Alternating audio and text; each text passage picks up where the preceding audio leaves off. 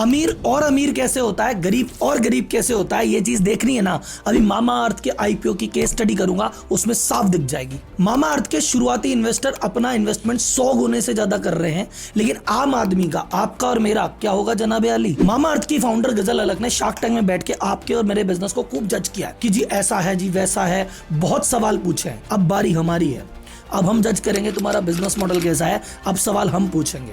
पूछे क्या? मामा अर्थ की पेरेंट कंपनी है जो होनासा कंज्यूमर, अभी कुछ टाइम पहले आईपीओ लाने का विचार था।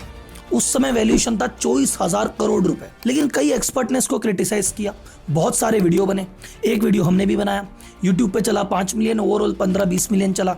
उसके बाद बाजार में किरकिरी हुई, इनको अपना आईपीओ होल्ड पे डालना पड़ा और काफी समय बाद इन्होंने अब वापसी की है। पर वो समय जो आईपीओ था वो 24,000 करोड़ की वैल्यूएशन पे था, अब लेके आए हैं 10,000 करोड़ की वैल्यूएशन पे, यानी 60% तो कागज ही कागज में चला गया भाई साहब। मतलब अगर उस समय विरोध नहीं होता और वीडियो नहीं बनती तो भाई साहब आपका शेयर इन्वेस्टमेंट तो अभी 60% डाउन होता। और आगे क्या होगा अभी देखते हैं। कैसे माल से भी ज्यादा पैसा मार्केटिंग में फूक दिया जाता है, कैसे मार्केटिंग के दम पे ब्रांड बनाया जाता है और कागजों में वैल्यूएशन बना दी जाती है, कागजों में गिरा दी जाती है। इस कंपनी की सेल क्या है, इस कंपनी का मार्जिन क्या है, इस कंपनी का पी रेशो क्या है और इंडस्ट्री एवरेज से क्या लेना देना है और बाकी कंपटीशन की तुलना में प्लस है कि माइनस है, सब बताएगा तेरा राहुल। तो आज की वीडियो आपको बहुत कुछ सिखाएगी बिजनेस के बारे में, स्टार्टअप वर्ल्ड के बारे में, और आपको एजुकेट करेगी कि किसी भी कंपनी के आईपीओ का एनालिसिस कैसे किया जाता है और आपको एक बेहतर इन्वेस्टर बनाएगी। तो जनता जनार्दन की जय बोल के करते हैं वीडियो की शुरुआत।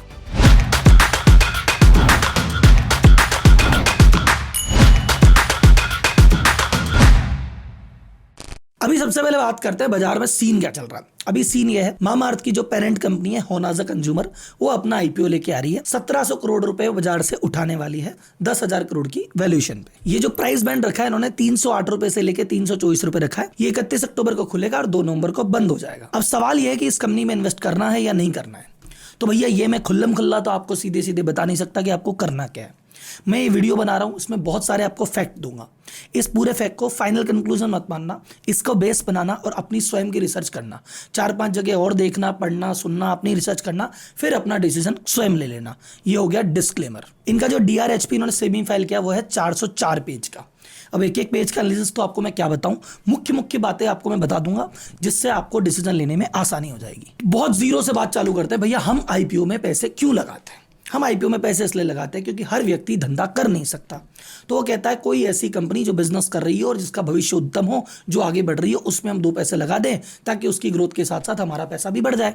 तो सबसे पहले हम कंपनी का बिजनेस मॉडल देखते हैं कि भैया करती क्या है, कमाती क्या है, सेल कितना है और क्यों ये अलग है। इसी कंपनी में क्यों लगाए भैया, बाजार में इतनी कंपनियां भी तो है। तो देखते हैं इस कंपनी में अलग क्या है। तो सबसे पहली बात आती है बिजनेस मॉडल कि भैया तुम में अलग क्या है, तुम में क्यों लगाएं पैसे हम। तुम्हारा प्रोडक्ट डिफरेंट है। ये कहते हैं नहीं जी हमारा प्रोडक्ट बहुत डिफरेंट है, हम बच्चों के लिए चीज़ बनाते हैं, ये हमारी इको फ्रेंडली है, अर्थ को सपोर्ट करती है और भाई साहब हम तो केमिकल फ्री काम में लेते हैं और हमारे पास एकदम शानदार चीज़ है। तो भैया इतना यूनिक, इतना अच्छा तब प्यारा प्रोडक्ट बना रहे हो, फिर तो पेटेंट होगा आपके पास, और कोई तो बना ही नहीं सकता होगा। तो यार आप अपने डीआरएचपी में पेज नंबर 38 पे से बोल रहे हो यार पेटेंट तो हमारे पास है ही नहीं। ये जो प्रोडक्ट बनाया है इसमें कुछ चीज़ें हैं पर पेटेंट नहीं है, जो हमने बनाया वो तो और कोई भी बना सकता है। फिर अलग तो नहीं हुआ। मतलब अगर हमारे सब्सक्राइबर जो इतने लोग देख रहे हैं 40 लाख लोग, आपकी चीज़ अगर वो भी बना देंगे पेटेंट ही नहीं है तो अलग तो कुछ नहीं हुआ। पहला पॉइंट, पेटेंट नहीं है इनके पास, ऐसा यूनिक प्रोडक्ट नहीं है, अगर कोई बना नहीं सकता हूँ। दूसरी बात, कोई बात नहीं, मैन्युफैक्चरिंग तो अलग होगी, मैन्युफैक्चरिंग को जैसे तरीके से करते होंगे आप और मैं कर ही नहीं पाएंगे। फिर इन्होंने अगले पेज पे ये भी कह दिया कि जी ऐसा है जी मैन्युफैक्चरिंग भी हम नहीं करते, मैन्युफैक्चरिंग थर्ड पार्टी से करवाते हैं और वो थर्ड पार्टी जो हमारा बनाती है वो 4 का और भी बनाती है। ये लो जी साहब, यानी जो हमारे सब्सक्राइबर इस समय देख रहे हैं, अगर वो उस वेंडर को जाके पकड़ ले, कहते जी ऐसा है जो मटेरियल इनको बना के दे रहे हो मामा अर्थ के नाम पे, पापा अर्थ के नाम पे, हमको बना दो, तो भाई साहब एकदम डिट्टो कंपनी खुल सकती है दोबारा। प्रोडक्ट हमारा यूनिक नहीं है, मैन्युफैक्चरिंग हम खुद नहीं करते, ठीक है। तीसरी बात हमारी सबसे अच्छी है कि भाई हम बहुत तेजी से ग्रो कर रहे हैं, लेकिन ग्रो कैसे कर रहे हो ये तो बता दो। तो ग्रो कर रहे भैया मार्केटिंग के दम पे। जून 2023 की बैलेंस शीट अगर आप जाके देखेंगे, यहाँ पे 161 करोड़ का खर्चा किया है माल खरीदने में और मार्केटिंग पे खर्चा किया है 162 करोड़ रुपए। मार्केटिंग में खर्च करना बुरी बात नहीं है, स्टार्टअप है, करना चाहिए, बल्कि इसके अलावा इनके पास ऑप्शन भी क्या है। लेकिन भैया मार्केटिंग के खर्चे का तुम्हारा लॉन्ग टर्म रिजल्ट नहीं दिख रहा। मैंने एक दूसरी वीडियो बनाई थी, इसका लिंक नीचे है। यहाँ पे मैंने बताया था इनका जो ROAS है, रिटर्न ऑन एड स्पेंड, वो 2.6 है पिछले कई समय से। मतलब ये जितना भी मार्केटिंग पे पैसा खर्च करते हैं उससे नया यूजर तो आता है पर वो यूजर रिपीट नहीं करता। और जब भैया यूजर रिपीट नहीं कर रहा, जब तक पैसा फूके जाओगे लोग आए जाएंगे, लेकिन जिस दिन फूकना बंद, लोगों का आना बंद, तो अब तक जो फूका वो तो फूक जाएगा ना मेरे भाई। इन्होंने मार्केटिंग के लिए 3,958 इन्फ्लुएंसर को काम में लिया है, तब जाके इसको ब्रांड को जगह जगह लोग जानने लगे हैं और शार्क टैंक पे आके एक अलग लेवल पे इनकी पॉपुलैरिटी पहुंच गई। पर शायद वही अब नेगेटिव में हो रही है, ऐसा लग रहा है। दूसरी चीज आती है भैया कमाई। भाई कमाई में कितना कमाया, चलो टर्नओवर अच्छा किया, बहुत बढ़िया, मार्केटिंग की उससे टर्नओवर कर लिया, पैसा कमाया कि नहीं कमाया। तो इनके पिछले 3 साल के प्रॉफिट लॉस बता देते हैं।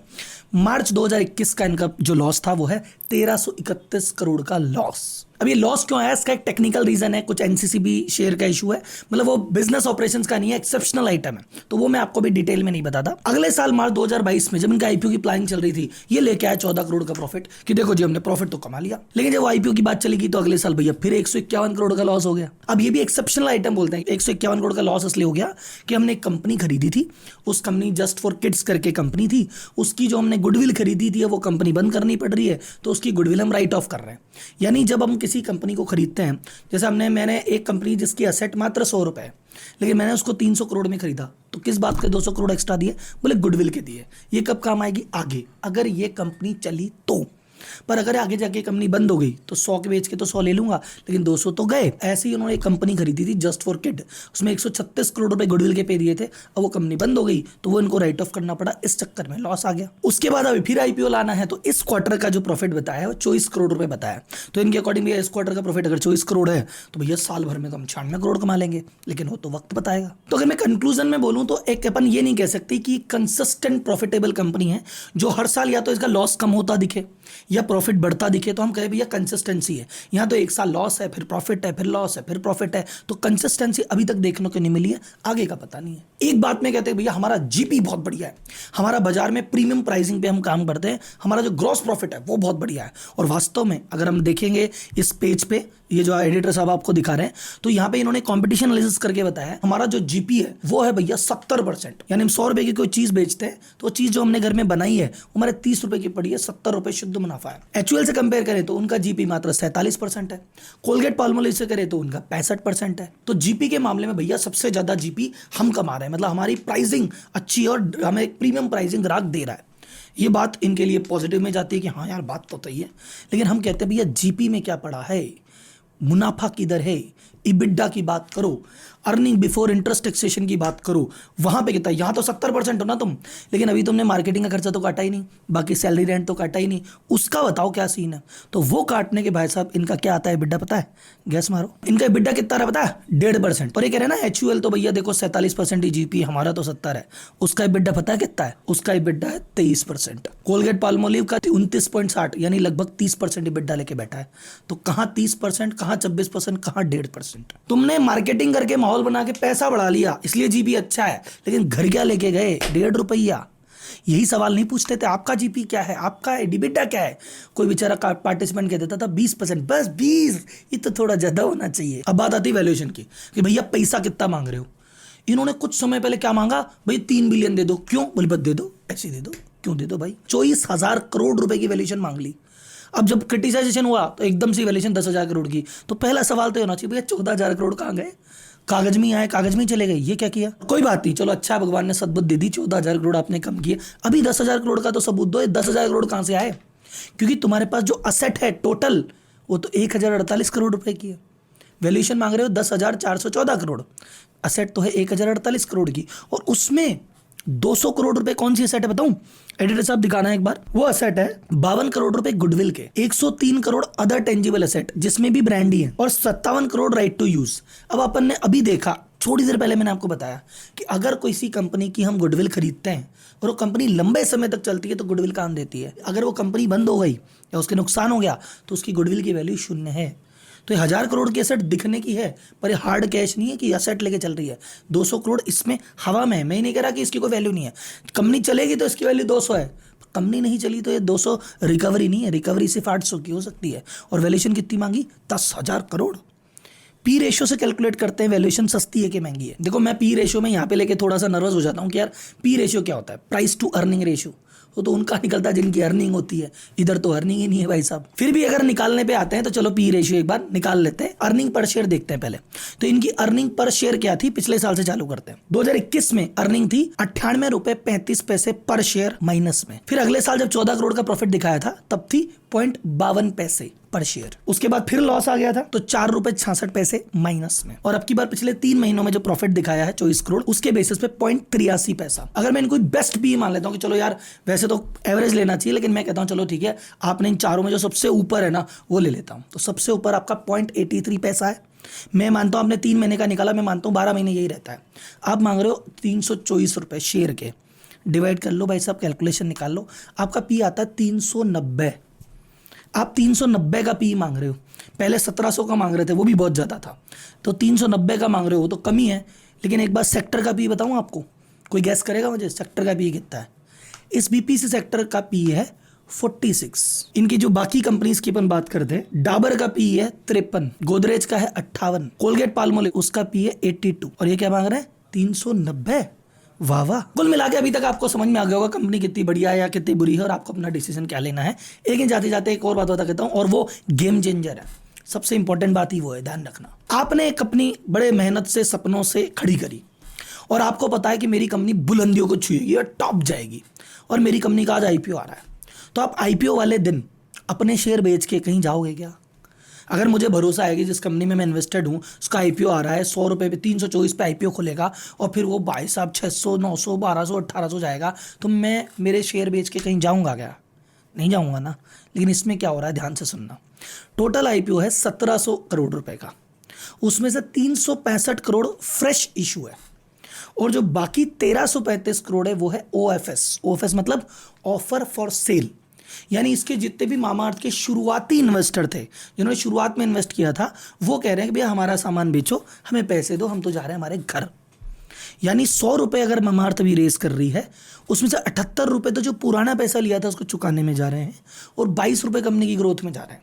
आप क्या बोलते हैं? आपने कंपनी के शेयर में इन्वेस्ट किया कि मैं मेरे 1 लाख रुपये इन्वेस्ट कर रहा हूँ, मेहनत की कमाई, 1 लाख रुपये कंपनी अपनी ग्रोथ में लगाएगी और फिर आगे बढ़ेगी और मेरी वैल्यू बढ़ेगी। आपके 1 लाख में से सिर्फ 22,000 ही बिजनेस में जाएंगे, उसमें से भी मार्केटिंग में जाएंगे सारे, 78 तो चुकाने में ही चले जाएंगे। अब आप ध्यान से सुनना कौन कौन कितने पे शेयर अपलोड कर रहा है और कितना मोटा पैसा कमा के ले जा रहा है। पहला, स्नैपडील के जो मेन फाउंडर थे कुणाल वहल, उन्होंने इस कंपनी में इन्वेस्ट किया।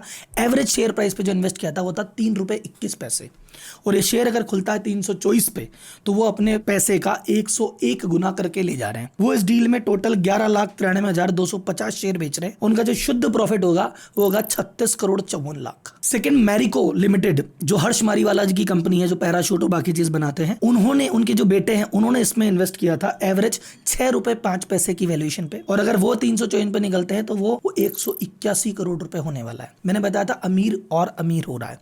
181 करोड़। कौन अमीर हुआ? हर्ष मारीवाला, ऑलरेडी पैसे वाले उनके बेटे।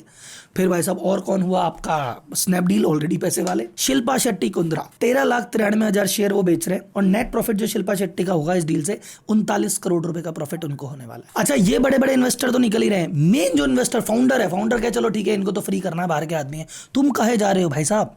जो फाउंडर है वरुण अलग जी 31,86,00,000 शेयर ऑफलोड कर रहे हैं, और उनके लिए तो एक तरह से वर्चुअली फ्री है क्योंकि उन्होंने तो मेहनत बनाई है, जीरो से बनाई है, उनके लिए तो फ्री है। तो उनका जो नेट 103 करोड़ रुपए आईपीओ वाले दिन वो घर लेके जाएंगे। गजल अलग जी 1 लाख शेयर अपलोड कर रही है तो टोटल 3.25 करोड़ रुपए वो भी घर लेके जाएंगे। तो कुल मिला के जो 1335 करोड़ है तो पुराने इन्वेस्टर घर में बांट रहे हैं, अमीर और अमीर हो रहे हैं। और अब ये जो शेयर 365 का 1700 करोड़ आपके ऊपर आने वाला है। अब अगर कंपनी की वैल्यूएशन ऊपर जाती है तो अच्छी बात है, आप बहुत कमाएंगे, लेकिन नहीं कमाते तो फिर वो जो गरीब है, रिटेल इन्वेस्टर जो 10, 20, 25, 50 हज़ार रुपए के लॉट लगा रहा है, वो गरीब और गरीब होगा। स्टार्टअप इकोसिस्टम कैसे काम करता है मैंने उस पर डिटेल वीडियो बना रखी है कि भैया एक आइडिया होता है, उस पर इनिशियल फंडिंग आती है, फिर उस फंडिंग एक इन्वेस्टर दूसरे को, दूसरा तीसरे को, तीसरा चौथे को, और जब लगता भी है इन्वेस्टर खत्म हो गए तो जनता पर अपलोड करके चले जाते हैं। ये ऐसा पेटीएम में देखा गया, जोमेटो में देखा गया, नाइका में देखा गया, और अभी तक जितने भी स्टार्टअप, लॉस मेकिंग स्टार्टअप थे जिनके आईपीओज आए थे, इनमें से कई ऐसे हैं जिन्होंने अभी तक जो आईपीओ प्राइस था उसको भी टच नहीं किया। तो कहीं ऐसा ना हो कि ये भी उस कतार में चले जाए। लेकिन इसके साथ क्या होगा कोई भी भविष्यवाणी तो नहीं कर सकता। जो बेसिक चीज़ें थी मैंने देखी। देखो, बिजनेस खरीदना है तो तो बिजनेस में जो चीज़ें देखी जाती है कोर में, वो मुझे इसमें खास नज़र नहीं आ रही। पर अगर आपको स्टोरी में बिलीव है कि हाँ यार कि उन्होंने ऐसे किया वैसे किया, ये है वो है, अगर आप कहानी में करना चाहते हैं, वैल्यूएशन के गेम में कहानी बेची जाती है। एक कहानी उनके पर्सपेक्टिव से आई कि हम ऐसे ऐसे कर रहे हो ये, और एक कहानी मेरे पर्सपेक्टिव से आई। आप दोनों कहानियों को तथ्यों पे तोलिए और आपको जो कहानी बिलीवेबल लगे उसमें काम कीजिए, क्योंकि पैसा भैया मेहनत से कमाते हैं, खून पसीने से कमाते हैं, एक एक पैसा मूल्यवान होता है। तो कंपनियां बहुत है, मौके बहुत है, लेकिन आपके हाथ से कोई मौका निकल ना जाए। आप इस वीडियो को ढंग से देखिए और इसमें जो फैक्ट बताए गए हैं उसकी अपने लेवल पर रिसर्च कीजिए, 4 लोगों से और पूछिए और फिर इन्वेस्ट कीजिए। ठीक है सर, तो जनता जनार्दन की जय बोल के मैं अभी साइन ऑफ करता हूँ। और अगला ऐसा ही कोई IPO जिसमें मुझे लगता है कि आम जनता का इंटरेस्ट काफ़ी ज़्यादा है, उस पर मैं एक वीडियो बना के फिर लेके आऊँगा। धन्यवाद, जय हिंद।